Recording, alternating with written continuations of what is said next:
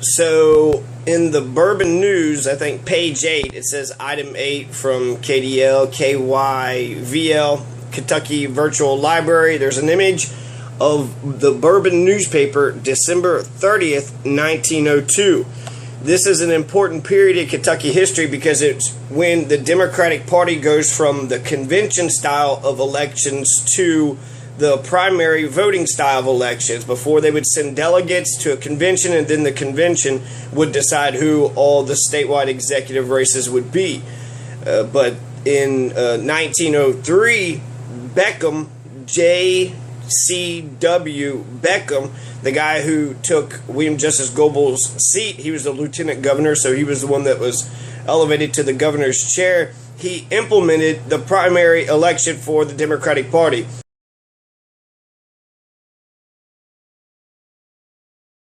And they tried to file an injunction against him, but it was the Democratic Executive Committee that had issued it, so lots of people was on this board, and a lot of people had actually decided that the primary will go on, and so the people who filed the injunction to take Beckham's name off of the primary ballot had ultimately failed.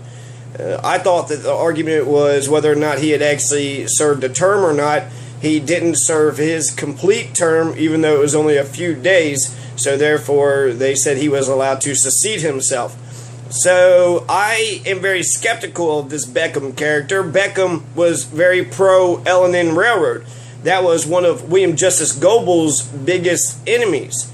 And so is it possible that L&N Railroad paid him a little bit of money, got his allegiance, sent an assassin, Jim Howard, to kill Goble, and then they got their guy anyways, to whether they got the Republican candidate or whether they offed Goble and Rose Beckham, either way, the L&N Railroad would have won. I don't think I wouldn't put it past anybody. They spent $500,000 to destroy Goble. So, $500,000. Why spend all that money for political propaganda when, you could just give somebody, I think Jim Howard did it just for a pardon. He was going to be convicted, and they said, hey, why don't you do this thing and we'll pardon you.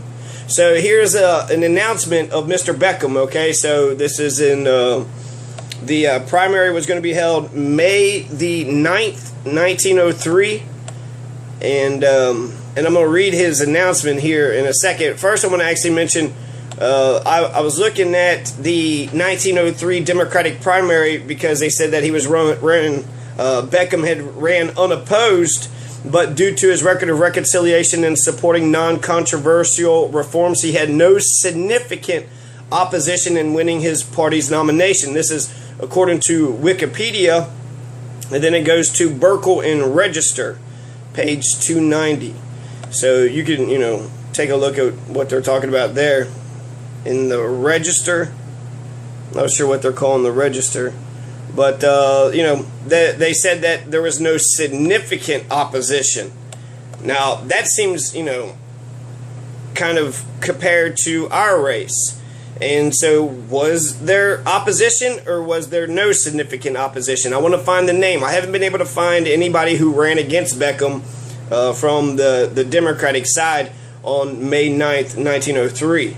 So that doesn't mean that it's not there. I mean, the Wikipedia says he had no significant opposition. Why would you say that? Why wouldn't you just say he had no opposition? So by saying there is no significant opposition means that there was somebody who ran against Beckham, and that should be factored into, whether or not ours was the biggest blowout. The way that the guy who reported that was, he said that Beckham was unopposed. Now, 100%, that's a pretty big blowout too, right? That wipes the floor with every Democrat.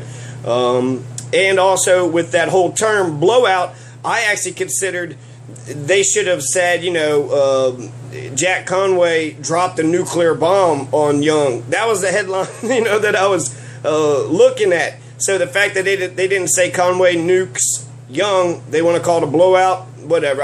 Specifically, it's the largest margin in history. We, 21.22% versus 79% or 78%, that's less than times, 4. So 21 times 4, it's over 80%. So it's by a 4-to-1 margin roughly speaking, is what, Conway beat us. But you could look at it from his perspective or look from ours. We got 1 out of 5 voters. Now, the reason why that's important, if you go to look at just a few years ago, you had a lot of candidates who would only get 1 or 2%. So Brashear gets 40% in 2007. One of the smaller candidates gets 2%. Well, that's a huge blowout. That's a blowout by 20 times the amount. They only got 2%. Multiply that by 20, then you get to the 40% of Brashear. So the margin of blowout, depends on if you're talking proportional speaking, if you're talking just margins. And if you're talking just margins, it seems like you're accurate, okay? 80 to 20, that's a pretty big blowout. Now, you're ignoring also the fact that this was an incumbent 2-term governor who had served for 8 years, his hand-picked successor who was the attorney general for 2 terms, 8 years, and they had already secured the nomination a year ago. So, is this even a fair fight? Is this even a fair, election? No, of course not. So before I read Beckham's announcement, I want to talk about he eventually runs against the Republican, Morris B. Belknap.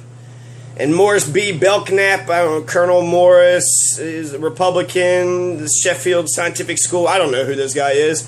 And it doesn't matter because he eventually loses, right? So they tried to woo erstwhile Democrats by nominating former Democratic Congressman William M. Beckner for the down-ballot office. This is the 1903 Republican State Convention. Former Democratic Governor Buckner also supported his son-in-law's candidacy. Belknap touted his business management experience, contrasting it with charges that his opponent, incumbent Governor J.C.W. Beckham, had mismanaged the state's eleemosynary institutions, which is charity, the charities institutions. He also attacked J.C.W. Beckham for having risen to power by building a political machine. Belknap lacked name recognition outside of Louisville. He was a poor public speaker and was unable to make the race truly competitive. The New York Times reported Colonel Morris B. Belknap, the Republican nominee for governor of Kentucky, is an athlete as well as a politician and a millionaire businessman. Millionaire in 1903. It was just leaked out that the colonel used his muscles with good effect the other day in order to keep a speaking appointment at Central City, where several hundred coal miners had assembled to hear him speak. He missed his train at Russellville and tried to make the trip to Central City by driving. Fearing that he would be too late, he arranged for a hand car at a small station. 2 men were given him to pump over to Central City. They became tired, and the colonel relieved them by taking a hand himself. Pump him over a hand car. So I guess 2 people are like trying a hand car or a hand. I guess that's like a cart that you're running by hand. Run faster, boy. So Colonel relieved him by taking a hand himself. He worked desperately, and the hand car pulled into the little town a few minutes ahead of the time. So his great athletic prowess was able to get to the place on time. Election day was a rowdy one throughout Kentucky. A judge supporting Belknap was shot by a sheriff at a polling place in Louisville. That's how intense, dark, and bloody ground, right? A judge who had supported the Republican candidate, Morris B. Belknap, was shot by a sheriff at a polling place in Louisville. Victory went to Belknap's opponent, and Beckham won the election 229,000 to 202,000, marking the first time in 16 years that the Democrats had gained a majority of the votes cast. So, a sheriff shot a judge, right? That's chickens coming home to roost. And then it's in Louisville, so it makes me wonder if John Henry Whalen had something to do with it. All right, so this is from the Bourbon News, December 30th, 1902. Mr. Beckham announces Governor J.C.W. Beckham has issued the following statement addressed to the Democrats of Kentucky. I'm a candidate for the Democratic nomination for governor in the state primary to be held on May 9th, 1903, to nominate candidates for all the state offices which are to be filled at the regular election in November of next year. In making this announcement, it is gratifying to me that I have the privilege of presenting such claims as I may make to this honor directly to the people themselves, and that they are to have the opportunity of determining upon the merits of my candidacy in their own precinct voting places. I am glad that the Democratic voters of the state are to have a real voice in the selection of their candidate for state offices, and that their wishes are not to be thwarted and violated by the combination and uncertainties in a state convention where so many candidates are to be chosen. The interest and welfare of the party should be first considered in such matters, and no man is deserving of party honors who is not willing to submit his claims to the people themselves, but who hopes to succeed by the manipulation of a political convention.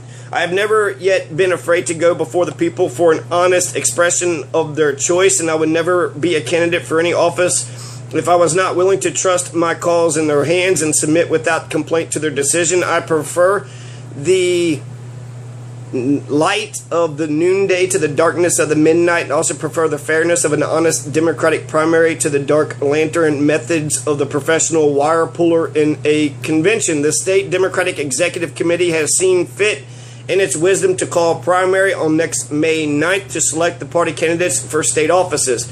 That committee has in its membership some of the best men and some of the most sterling Democrats in the state, men who place their party's interests far above the interests of any candidate or set of candidates. In that committee, containing several distinguished judges, other honored officials, and citizens, stands practically unanimous in its endorsement of the primary as being the fairest and best means of nominating these candidates.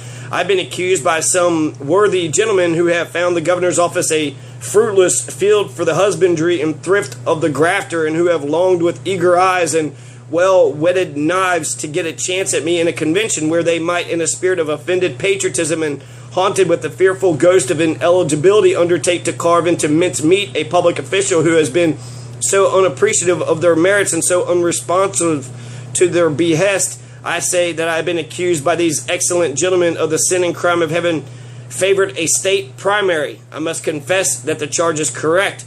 I have been earnestly in favor of the primary ever since it was approved, and I am still in favor of it. I congratulate the state committee upon its action in calling one, and I believe that the people are unanimous in their approval of it. To you, therefore, the Democratic voters of Kentucky, I present my case, believing with all my heart that whatever you may do will be to the best interest of the party and to the state. If my record in office for nearly 3 years as the successor of the lamented William Goebel, if my loyalty to the principles of the Democratic Party with the unwavering support of the party's nominees since I cast my first vote and my devotion to the interest and welfare of our beloved Commonwealth meet with your endorsement, then I ask that you give me the benefit of your support, and I promise, if nominated, to carry the honored banner of democracy to a triumphant victory in the general election. I have faithfully tried to the best of my ability to conduct the high office with which you have honored me in a manner that would reflect credit upon my party and do justice to the great state of which we are all proud to be citizens. I came into this office during a critical and exciting period in the history of the state. It has been my heart's deepest care and study since to allay as far as possible the angry passions of that hour, and to bring about, as far as it might be in the power of the chief executive, a kinder and more fraternal feeling among our people, believing as I do that our political differences should never reach the stage of personal enmities. I have never used the high power of my office to wreak a personal or political revenge.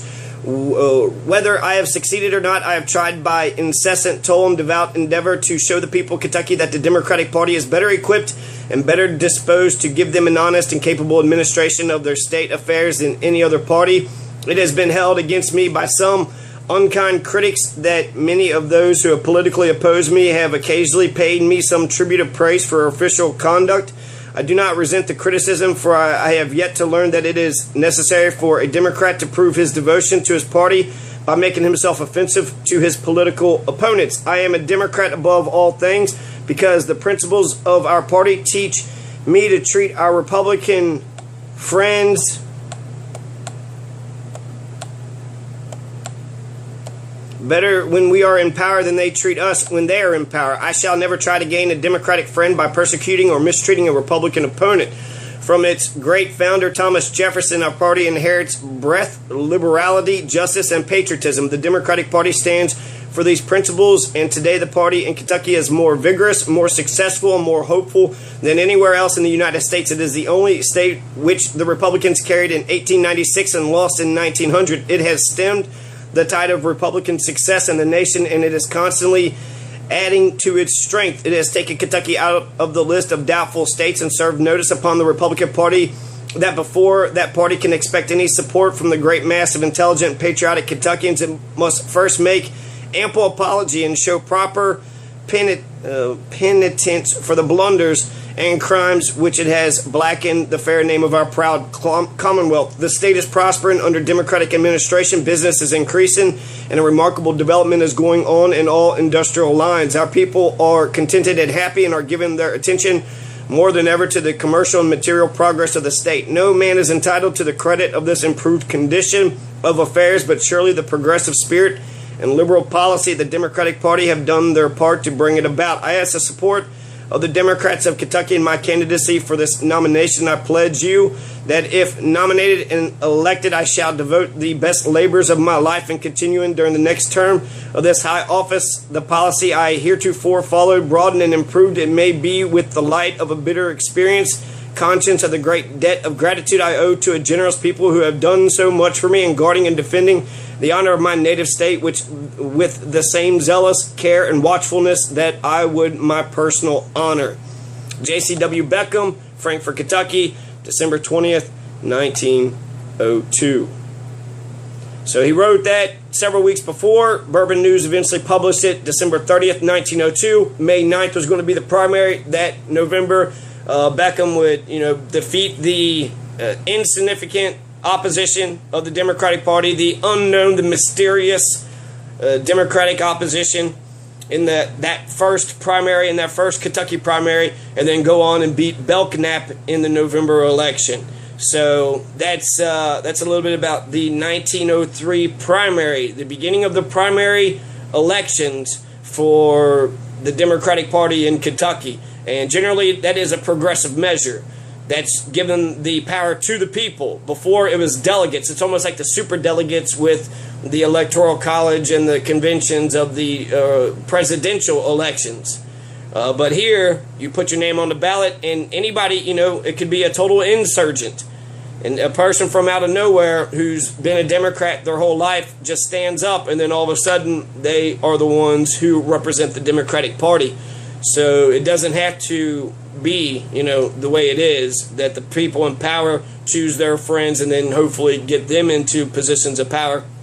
But it does allow for an emergent candidacy within the Democratic Party to happen. So I agree that primaries are better than conventions. Conventions, just 1,000 people, and then whoever is able to manipulate, the chair and the agenda, and to get the voting, done the way that they want it to. It just seems like there's a ton of room for inaccuracies, for corruption, and so I'm in favor of this changing into a primary. I'm glad we've had a primary in Kentucky for the Democratic Party since 1903.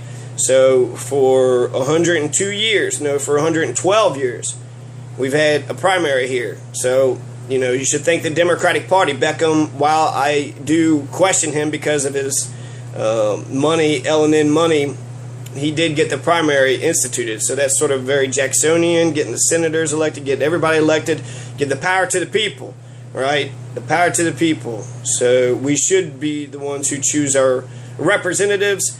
Unfortunately, 2.8 million Kentuckians don't even vote, and only 2% of the Republicans choose their nominee, 4% of the Democrats choose theirs.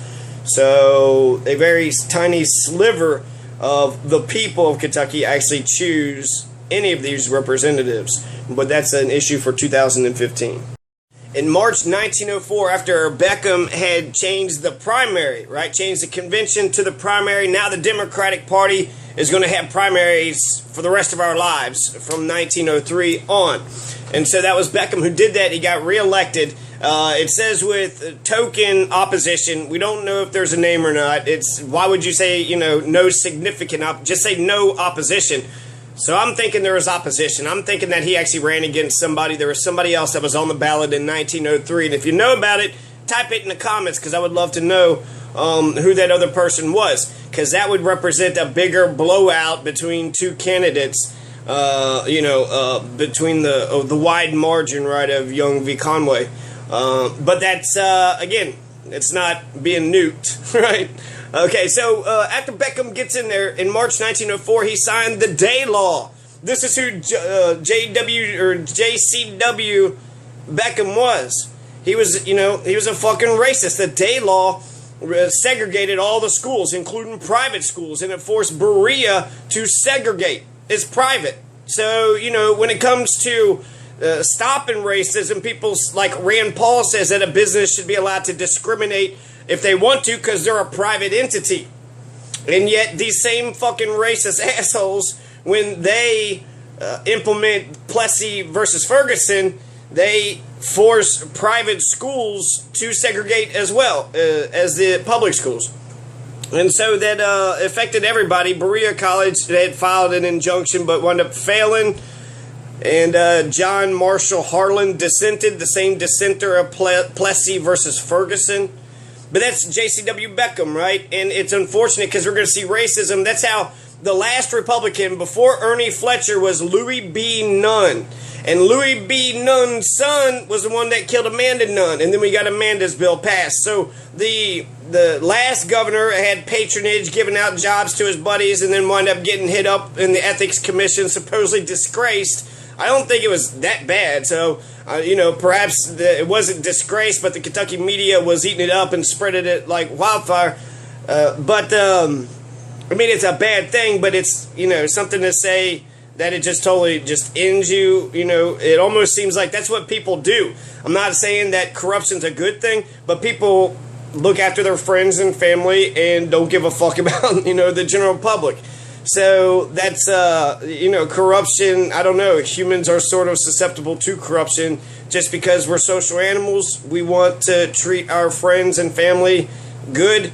And anyways, so the 1904, Beckham went ahead and passed the day law. So it was racist. Then Louis B. Nunn wound up being elected on a racist platform, was sitting there saying that he would never allow integration to happen. And he was against it, against Brown versus Board of Education. And good thing he wasn't elected in, I want to say, 68 or 64. He ran twice. You had Breathitt, who was in there first. And Breathitt eventually integrated. All of Kentucky got the Civil Rights Act passed, the most comprehensive civil rights legislation in the South. And then Louis B. Nunn came on board, right? So then came on board. And it was all because of racism. It was fucking racism. It was about law and order and these damn hippies and the war in Vietnam, and eventually he wound up winning. And so it's, I see a continuity. JCW was racist in the day law. Then you had racism with Louis B. Nunn. Fletcher might be the exception to the rule. I don't remember any racism coming out of his administration, but right now there's racism with Obamacare. Against Obama. We're running against Obama again. He's not going to be president no more, but who gives a shit? He was, the last 6 years was the worst damn years of my life. The worst years of my life was the last 6 years. Obama just ruined it. He ruined my life. And so the Common Core, they're coming after Obamacare, they're coming after Common Core. This is they're coming after Obama's entire fucking legacy. And people were going to say that this was going to be a litmus test for the nation. This ain't no litmus test. Kentucky doesn't represent what the rest of America represents. 4 counties voted for Obama in 2012. 8 counties in 2008. We have 120 counties. Only 420. Was that 12? 120 counties, only 4 of them in 2012 voted for Barack Obama. And he's not going to be president anymore, so really, going against Obama is fucking stupid. I want to know, who are you going to vote for? Ted Cruz? Are you a Ted Cruz kind of candidate? You a Rand Paul type of guy? Are you a Bernie Sanders? Are you a Hillary Clinton? What kind of person are you? What kind of person do you most ideologically align with? Tell me. I want to know the new president. Let's not talk in yesterday's. Let's talk in tomorrow's. WCW Beckham was really big for prohibition, right? Still got prohibition today. So here we have Hopkinsville, Kentucky, Friday, November 28th, 1902. Still, this is, the 1903 primary. This is when Kentucky first had their primary. So this is exciting.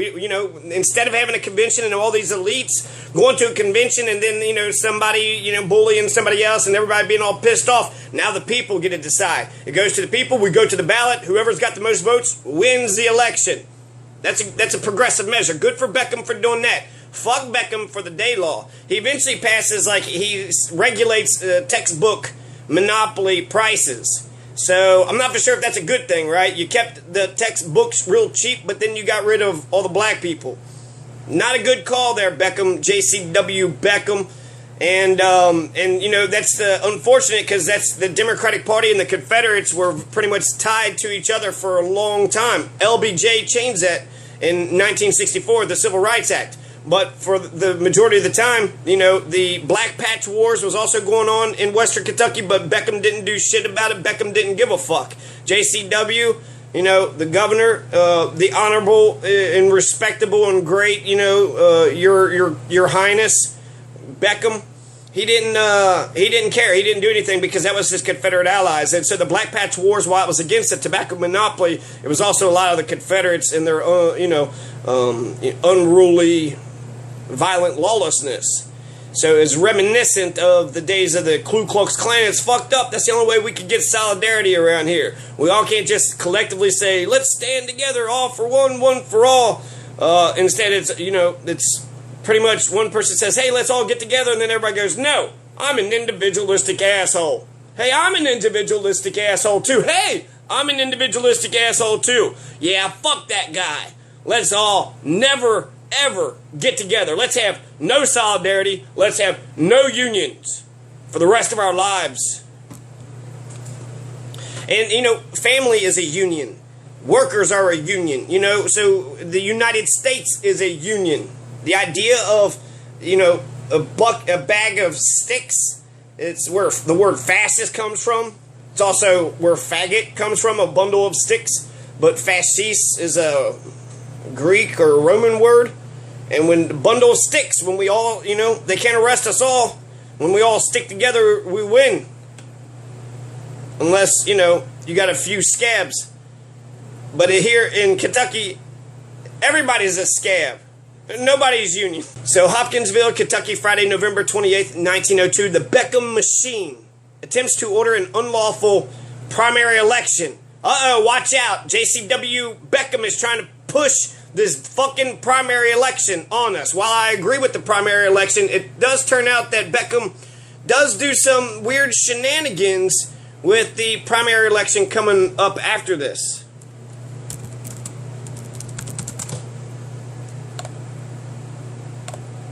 Alright, so let's read this. Attempts to order an unlawful primary election, matter taken into the courts by a temporary restraining order. Frankfort, Kentucky, November 25th.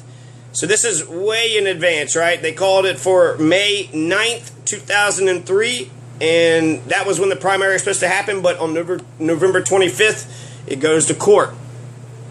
So, offices to be filled at the election in November 1903 was called this afternoon by the State Executive Committee to be held on May 9th. Within an hour after the reaching of this decision, a temporary restraining order had been secured from County Judge J.H. Poles Grove of Franklin County, and pending a hearing and decision on this matter by Circuit Judge Cantrell, no further steps can be taken by the committee toward preparing for a primary. It is probable that the case will be heard by Judge Cantrell at Georgetown within the next 10 days, and whatever his decision and appeal will be made to the Court of Appeals by the losing side. It is likely, therefore, that a final decision will be reached before the Christmas holidays, which would be a month before the date fixed for the subcommittee on details to report back to the full state committee. The petition was filed in court by Charles M. Meacham, E-M-E-A-C-H-A-M,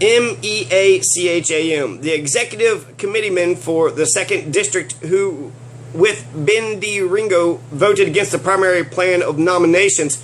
The ground taken in the petition is that the state committee has no authority for calling a primary, and that primary would entail an expense for which the committeemen would be liable under the statutes. Franklin Circuit Court, C.M. Meacham, plaintiff against the Democratic State Executive Committee of Kentucky, Allie W. Young, Chairman, Democratic State Executive Committee, Percy Haley. Secretary of Democratic State Executive Committee, Allie W. Young. Samuel E. Jones, Moit Ayers, Clem W. Huggins, John M. Lassing, W.A. Young, W.A. Lee, G.W. Roark, Wilkes Morgan, individually and as members of the Democratic State Executive Committee of the State of Kentucky defendants. The plaintiff, C.M. Meacham, states that he is a citizen. Okay, anyways, this is a stupid fucking thing, so fuck him. Perhaps, I'm not saying that Beckham isn't corrupt, but a primary is better than a convention. The convention of 1899 was an absolute debacle, the Music Hall Convention. Goebel was able to secure the nomination, but after he made a bad deal, supposedly with Stone, so him and Stone allied together to defeat Hardin. Hardin got defeated. Stone thought he was going to get his votes, but instead Goebel deflected and said, fuck it, I'm going to win this race myself. So, and people was real pissed off about it. Your Wattersons, your John Henry Whalens, all your pretty much Confederate fucking Democrats were mad. I think mostly just because Goebel won, and so they were pissed off about how he was sort of able to strong arm the convention to do his bidding, and maybe that's just he had them. He was more savvy. He was able to get his own chair nominated. And when the chair that was more sympathetic to Goebel was nominated, even if he in his own capacity thought that he could, judge impartially, it leaned towards him, right? Because the chair has the floor, the agenda, sets the pace of the meeting, every bit of it. And then also the judiciary, it's all of it. Because supposedly the argument of Jack Conway and Steve Beshear is that the Democratic Party is just a voluntary association. The judges and everybody else is totally out of it. And so it's just the party. The party goes to the convention. The party has judicial hearings, decide who's on the ballot, who's not on the ballot, and it's all up to the party, and that's it. And so that's still true today, even though it's not a convention. So it's a primary. In fact, we could go back to the convention method if we wanted to. We could do the caucus. We could do a convention or a caucus method. Just go, stop the primaries and just go, do a caucus. And that would be exciting. The Republicans are doing a caucus for Rand Paul. The Democratic Party could do the exact same thing. And there wouldn't be anything that, if they voted for it, the court system can't do anything about it because, according to Jack Conway and Steve Beshear, it's a voluntary association, so it's just their own little party that they kind of have a fight before the actual big election. They are forced to put your name on the ballot, but they're not forced to do anything else for you. Okay, so Beckham was able to get some old Civil War debts, and then he had teacher training schools in Western Kentucky and Eastern Kentucky. So, with a successful legislative session behind him, Beckham made a bold political move in June 1906. So, 1903 was this big primary. Then he orchestrated an effort to set the Democratic gubernatorial and senatorial primaries in November of 1903. So, instead of having it 4 years later, which would have been 1907, he was having it in November 1906, which was a full year before the gubernatorial election and 2 years before the senatorial election. Beckham wanted the Senate seat, and moving the primary up 2 years would allow him to secure his party's nomination while he was still governor. So, again, he's fucking with the primary. He's angling for an increase of power. And so, whereas a primary is good and perhaps Beckham can hide behind principle, here he is clearly maneuvering. And so he is bringing the primary back, 6 months early, so that way he has plenty of time to put all the pressure that for his successor, and then also to secure the nomination for himself for the Senate, so that way he won't ever just be a lame duck. He'll still be somebody worthwhile in the political theater. So it allowed him to use his influence as governor to sway the party's choice of his potential successor as governor. State Auditor Samuel Wilbur Hager was Beckham's choice for governor and easily won the early primary over challenger N.B. Hayes. So that's an interesting one. Samuel Wilbur Hager was handpicked by Beckham, and yet N.B. Hayes ran against him anyways. Former Governor James B. McCreary challenged Beckham for the senatorial nomination, but Beckham won by more than 11,000 votes. So the point to all that was he's still manipulating the primary, right? He was able to get again, that was sort of very similar to Steve Beshear. He manipulated the primary as soon as he became governor. As soon as he became governor, he got rid of the primary runoff election rule. He got rid of it. And that was his first year. That was like the first month that he was governor. He got rid of that. And then he was unanimous. Nobody ran against him in 2007. And then he chose Jack Conway this year. And then, of course, nominated his own, fired the old Democratic head, got a new Democratic head replaced with it. It's all been very much, Jack Conway was chosen in the smoky-filled rooms, in the backdoor deal type of rooms. And he was chosen about a year ago. So all that matters because you want to say blowout, again, it's just about the margin. Yeah, there is 60 points, right, between 20 and 80, roughly speaking. And the margin has been, one of the widest in most of the history that we know. Who ran against Beckham? We don't know who ran against Beckham in 1903. So in 1903, find out who ran against Beckham. And but just look at 1971. This is my argument, is that the margin, it's 60 point. Yeah, that's true. But again, it wasn't like, people are acting like it was sort of equals, right? It was like an attorney general and an auditor running against each other. It wasn't like that. It wasn't like two people of the cabinet of the previous administration trying to get the gauntlet. It's, we're Green Party, right? So we're borderline third parties in some respects.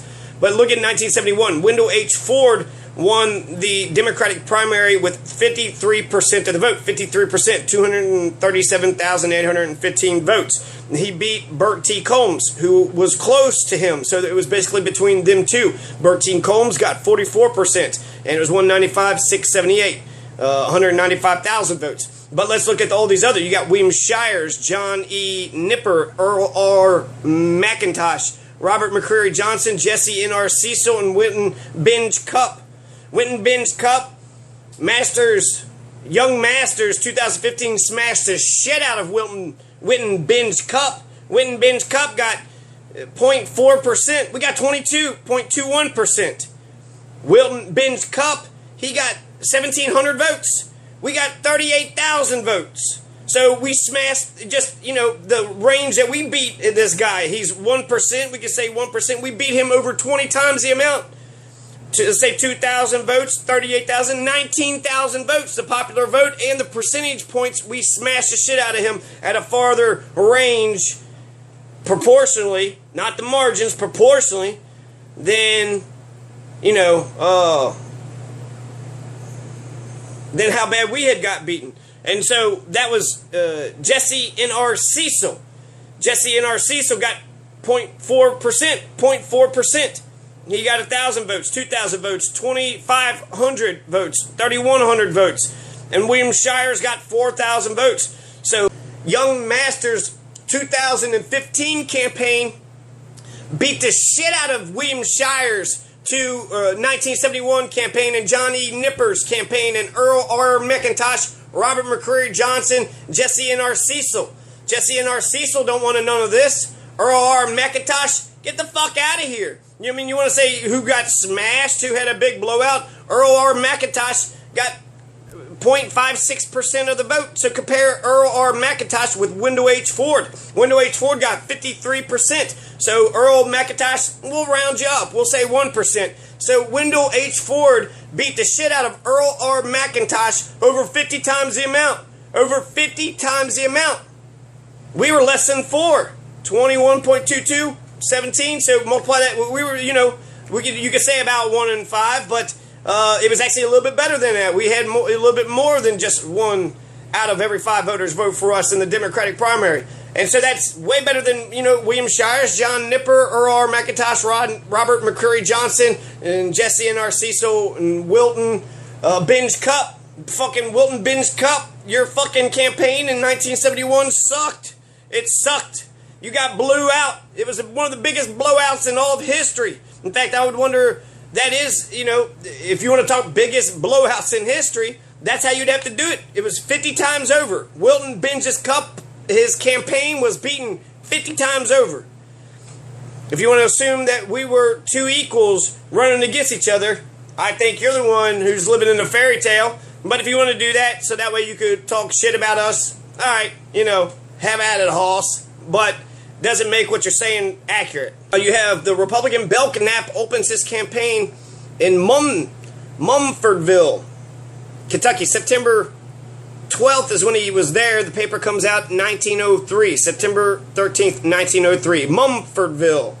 September 12th, in the presence of several thousand persons, the Republican state campaign was opened here today by Colonel Morris B. Belknap, candidate for governor. The party leaders were in attendance, and other candidates on the state ticket delivered short addresses. Special trains brought large crowds from nearby cities. Colonel Belknap's speech dealt mainly with the pardon record of Governor Beckham, which he asserted was largely responsible for the lawless conditions prevailing in Breathitt and other counties. He said, in part, the dramatic and tragic panorama of political events in our state for 4 years is one from which we instinctively turn away. It is heavy tragedy, with the slime of untruth clinging to its garments, repulsive and reeking with the foul atmosphere of dungeons. It displays a body prostitute to perjury and fraud. Referring to one of the more noted of the Breathitt County pardons, Colonel Belknap said perhaps Rowley was innocent of having voted any other than the Democratic ticket. Rowley was the man convicted of killing a little girl in Breathitt County. It was he who was pardoned by Mr. Beckham, your governor, by pardoning this miscreant has shown that he thinks the brute who would improperly accost your daughters and then shoot them down like dogs was fit, after a few years' punishment, to enjoy the full privilege of citizenship. The table of pardons granted during the last 3 administrations and submitted to the public by the governor in defense of his record is an interesting one. Although conspicuously incomplete, still it shows that at least 1,125 convicts have been set free in 11 years. Those paroled and not counted would easily carry the number to 1,200. Mr. Beckham has asked me if, in the event of my election, I would pardon Howard and Powers, or either of them. I answer in the words of Lord Coke, when the case happens, I shall do that which shall be for a judge to do. Turning to the trials of the alleged assassins of Goebel, Colonel Belknap declared the trials that have so far been conducted with partisan juries and perjured testimony leave justice unsatisfied. No such travesties can fool the public. And again, they demand that the facts which they have reason to believe are being concealed for political purposes and which are vital to the truth in this case be divulged. September 13th, 1903. So they're still having the trials of Howard and Caleb Powers. Fucking Caleb Powers. Jim fucking Howard killed William Justice Goebel and then used the courts and all his political connections and all his L&N slimy fucking corporate bribes in order to get away with fucking murder. Read his book. You cannot read Caleb Powers' book without knowing that you're reading a fucking murderer. He's basically, insults Goebel throughout the entire fucking book and then tries to, use, I love the man, but, he really just had to go. I mean, not by me, but politically. So, that's how Belknap opens his campaign, said that he was pardoning, he pardoned 1,200 people, and that's a good way to get some votes, right? Just pardon a bunch of people, they'll all vote for you. And unfortunately, when you pardon, a bunch of people, you might send somebody who killed a girl to, go wreck the community. It didn't say that he actually did anything. It just said that he was pardoned. He killed a little girl, so I think he should have served more time. And it says Raleigh, R-A-L-E-I-G-H, Raleigh. So I don't know anything about this case at all, but this is straight out of, a Kentucky paper, or it's actually the San Francisco Call. So San Francisco got word of what the opposition to Beckham was saying in 1903 when, politics mattered and people would walk miles just to get a piece of paper, read a piece of paper that's put up on a piece of tree, and was very active in campaigns, and politics was exciting. It was interesting. People cared about, actually wanting to make the world a better place. And the political theater of politics is very, it's gossipy. Hell, if you like some of the stupid, if you like Jerry Springer and if you like soap operas and sort of, that type of just tabloid bullshit, politics has so much of this all over the place. It's almost like politicians are people too.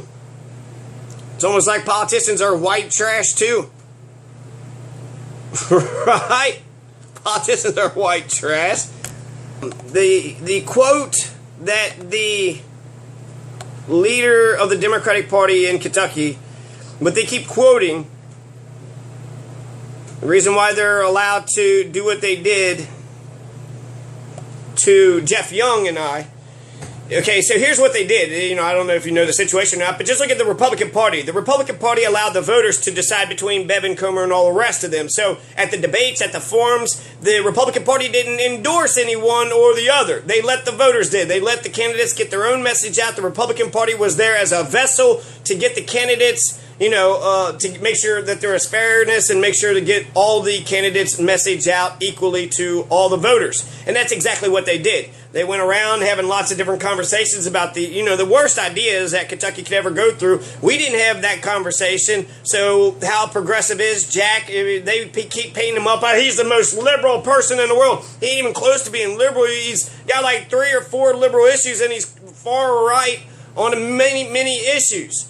And so he actually once said he's not a liberal. And so if you actually say that you're not a liberal, he believes in his heart he's a conservative. He's a conservative Democrat. And so he's going to pretend to be, more conservative. I'm actually more conservative. So the gay marriage, the unions, the few liberal ideas that he actually, abortion, he's going to, run to the right on all those ideas, minimize, probably not say anything about those issues at all. Won't even bring those issues up. It'll be all about the economy and helping out families and, that's it. That'll be the only thing he'll say. He will not even touch abortion or gay marriage, abortion, gay marriage. What's the other thing that he's liberal on? Abortion and gay marriage and unions. I mean, unions is like, what are we gonna? No, not unions. But yeah, he's gonna run to the right with unions too. Healthcare. I mean, there's only like a handful of some of them ideas that, and then he's gonna run to the right. So he's a conservative. He's a conservative Democrat, and he's more liberal, right, than Bevin is. And so on social issues and economic issues, I would lean towards Jack. But when it comes to the drug war, when it comes to the Patriot Act, when it comes to school choice, I'm liking Bevin. Bevin seems to understand the public school just won't get it through their heads to implement any type of democracy. They don't teach us civics and how the power structures actually work. So instead of empowering our children to go out and take the world by its tail, become our judge executives and city councilmen and mayors, and to dream big, become our teachers and superintendents, instead it's just shut up, sit down, now get the hell out of our school, go to college or something, or get some crappy job at Taco Bell. What the fuck did I do all that shit for? I don't know, because I made you. Haha, tricked you. Gotcha. That's pretty much the mantra of Kentucky's public education system.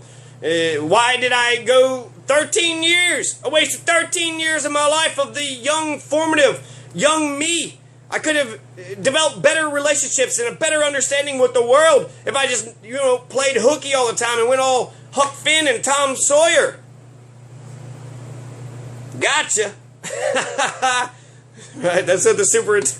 but if this is any consolation to you, for every day that you came to school, we all got a bunch of money. So we all got paid because you're stupid and obedient.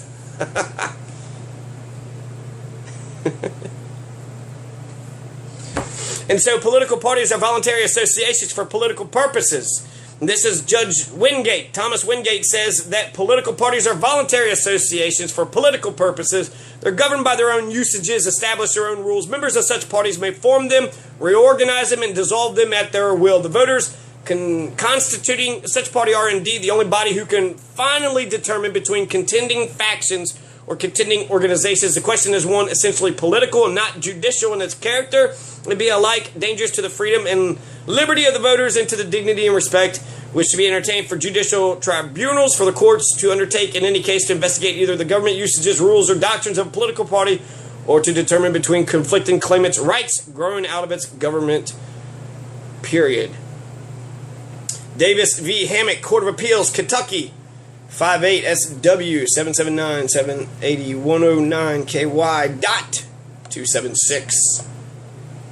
Davis v. Hambrick. Davis v. Hambrick. So they quoted that. That is Jack Conway's perspective. Now, there's a case law that Jeff Young had actually came across, and there's one that I just came. I'm going to read mine, but in paraphrase, his is case that he found was a Supreme Court case. And so that's bigger. That's bigger than Kentucky law. And so he found a Supreme Court case that said that primaries are essentially like the general elections. They're designed to be protected by law. Of course, you need someone to protect the primary elections. And so he disagrees with Davis v. Hambrick. The case in Texas centers around allowing black people to vote. And so can the judge intervene in a political matter if they're trying to prevent black people from voting? And the answer is yes. And so from that decision, they determined that the primary is just like the general election. It's not something separate just for the political party to do, but it's something that should be governed by law, therefore by statute, legislative statute, executive branch. So therefore the judicial branch could intervene and make a determination. Here is Egan v. Gerwe, EAGANGERWE. This court says it seems reasonably clear from these provisions that the legislative intent was to place primary elections on the same plane as the regular elections. When a primary election has been called in the manner prescribed by the statutes, the members of the committee who called and are required by law to conduct it become officers of the law and are required to respect and enforce the statutes enacted for the regulation of primary elections. If they refuse to perform a duty imposed by law, for instance, refuse to place the name of a candidate on the ballot, a mandamus will lie to compel them to do so. Young v. Beckham. So the KY 72SW1092. So that was actually using the Beckham case. They tried to, boot Beckham out, right? But ultimately they said that the primary is the election. The only way that, they said that if the Democratic Party tried to prevent your name from being put on the ballot, it was up to the courts to force the Democratic or the Republican Party to put your name on the ballot, considering you actually qualify. And so that's a different one. That's Egan v. Gerwe. Egan v. Gerwe. So in Egan v. Gerwe, primaries are the elections. There is no different. That's insane. It's almost insane to me when I think of the Democratic Party as a voluntary association. Then we're all just one big voluntary association. We can be Greens, we can be Independents, we can do whatever we want to do. And so that would make the Democratic Party and the Republican Party actually very tenuous organizations, ones that could easily dissolve and just disappear. But that hasn't been the case. The two-party system's been deeply entwined in Kentucky politics, history. In fact, at the polls, at every poll, there's one Democrat, one Republican. And that does provide a balance. So unless they both get together and say, hey, let's fuck this guy over. But that does provide some type of checks and balance, because you have one from each opposing party, and if they want their party to win, then they wouldn't want, the other person to cheat, and vice versa. My point with that is, why don't they have a Green Party or an Independent or a Libertarian person at each one of these polls?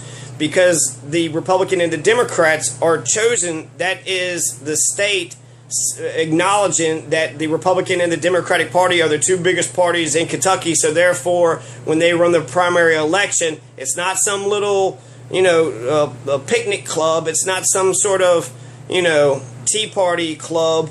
It's an actual political entity that has money, power, and implications for bigger and better things. And so therefore, it should be defended by law, not just by the bylaws and by whether or not any of the Democrats want to actually play by the rules or not.